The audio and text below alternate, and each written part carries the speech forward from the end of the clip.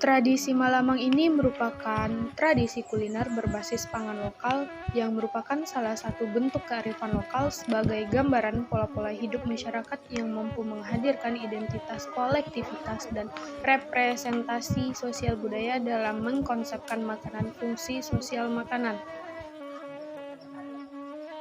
Dalam bahasa Minang, lemang disebut lamang, sehingga kebiasaan bikin lemang dikenal juga dengan malamang.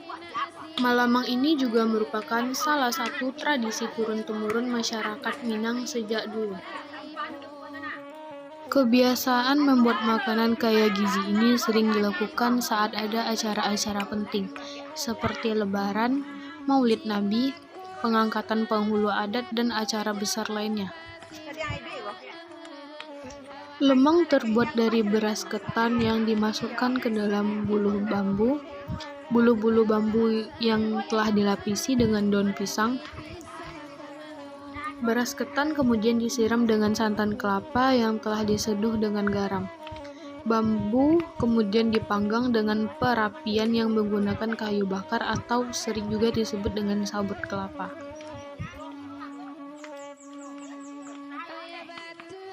Jenis lemang juga beragam.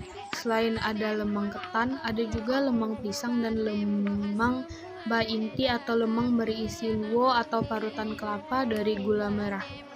Keseluruhan proses pembuatan sama dengan pembuatan ketan lemang.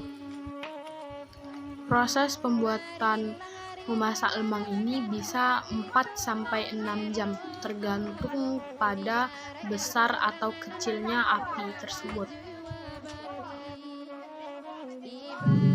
Asal-usul dari melemang ini pertama kali diperkenalkan oleh Syekh Barhanuddin yang merupakan pembawa ajaran Islam di Minangkabau. Pada saat itu ia melakukan perjalanan ke daerah pesisir Minangkabau untuk menyampaikan agama Islam serta bersilaturahmi ke rumah penduduk. Dari kunjungannya itulah masyarakat sering memberi makanan yang masih diragukan kehalalannya. Namun ia meragukan kehalalan makanan yang disuguhkan kepadanya. Di zaman itu, masyarakat masih suka memakan makanan olahan dari daging tikus dan ular. Maka dari itulah, Syekh Barhanuddin menolak dengan halus. Ia mengatakan bahwa dirinya tak suka daging tikus dan ular. Meskipun ia telah disuguhi makanan lainnya, ia masih ragu dengan kehalalan makanan itu. Karena sangat mungkin makanan tersebut dimasak di wadah bekas memasak daging tikus, ular, dan mungkin juga daging babi. Dari situlah ia mulai mencontohkan memasak nasi di dalam ruas bambu yang dilapisi daun. Namun karena nasi tidak bisa tahan lama, ia kemudian mengganti beras dengan beras pulut. Beras ketan putih atau pulut itu ditambahi santan, kemudian dipanggang di atas tungku kayu bakar. Cara masak Syekh Barhanuddin tersebutlah lalu ditiru oleh orang-orang di sekitar surau tempat ia mengajar.